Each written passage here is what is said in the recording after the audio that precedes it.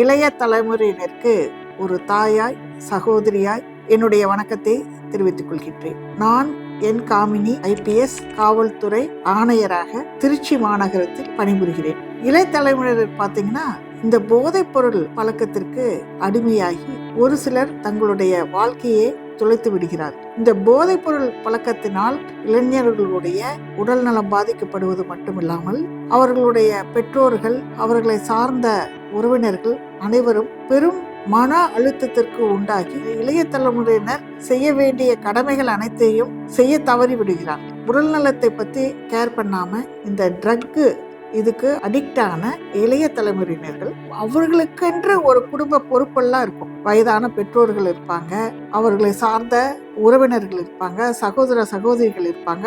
அவர்களை எல்லாம் கண்டுகொள்ளாமல் இந்த பழக்கத்திற்கு அடிமையானவர்கள் தங்களுடைய உடல் நலத்தையும் எதிர்காலத்தையும் தொலைத்துவிட்டு அடிமையாகி விடுகிறார்கள். போதைப் பொருள் பழக்கத்திலிருந்து மீட்பதற்காக அரசு, குறிப்பாக தமிழக அரசு நிறைய மறுவாழ்வு மையங்களை உருவாக்கி இருக்காங்க. நிறைய அவேர்னஸ் ப்ரோக்ராம்களை அவ்வப்போது நடத்துறாங்க. மாண்புமிகு தமிழக முதலமைச்சர் அவர்கள் ஸ்கூல்ஸ்ல, காலேஜஸ்ல எல்லாம் ஓத் எடுக்கிறதுக்கு முயற்சி எடுத்து அதையும் செயல்படுத்திட்டு வர்றோம். கடந்த 4 ஆண்டுகளாக இதை செயல்படுத்திட்டு வர்றோம். அது மட்டும் இல்லாமல் எங்களுக்கு தகவல் கொடுப்பதற்கு என்றே பிரத்யேகமான ட்ரக் ஃப்ரீ தமிழ்நாடு அப்படின்னு சொல்லிட்டு அது ஒரு ஆப்பை இன்ட்ரடியூஸ் பண்ணியிருக்கிறாங்க. அது மட்டும் இல்லாமல் போதைப் பொருள் இல்லாத தமிழ்நாடு அப்படிங்கிற ஒரு இதுல போதைப் பொருள் எதிர்ப்பு மன்றங்கள் மற்றும் தன்னார்வ குழுக்களுக்கான கையேட்டை வெளியிட்டு அதற்கான விழிப்புணர்வையும் ஏற்படுத்தி உள்ளார்கள்.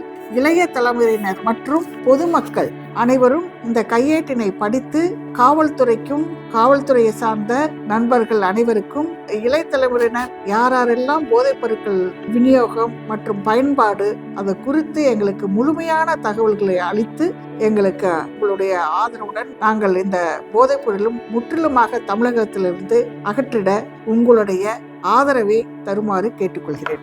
இளைய தலைமுறையினர் போதை பழக்கத்திற்கு ஆளாகாமல் போதை பழக்கத்திலிருந்து விடுபட்டு குறிப்பாக அவர்கள் படிப்பு விஷயத்தில், வாழ்க்கை முன்னேற்றத்தில் கவனம் செலுத்த வேண்டும். பாத்தீங்கன்னா உங்களுக்கு ரோல் மாடலா பல பேர் இருந்திருக்கலாம். உங்க அண்ணா, அக்கா, என்ன மாதிரி ஒரு ஆன்டி, அங்கிள், இவங்க எல்லாம் ஒரு ரோல் மாடலா எடுத்துக்கிட்டு நீங்க காவல்துறை மட்டும் இல்ல, எந்த துறையில பணிபுரிவதாக இருந்தாலும் சரி, ஒரு தனியார் நிறுவனத்தில் பணிபுரிவதாக இருந்தாலும் சரி, ஒழுக்கமுடன் வாழ்க்கையை முன்னேற்ற பாதையில் செல்பவர்களை முன்மாதிரியாக எடுத்துக்கொண்டு இந்த போதை பழக்கத்திலிருந்து விடுபட்டு நம்மளுடைய தமிழ்நாட்டுக்கு வளம் சேர்க்க வேண்டுமாய் கேட்டுக்கொள்கிறேன். நன்றி, வணக்கம்.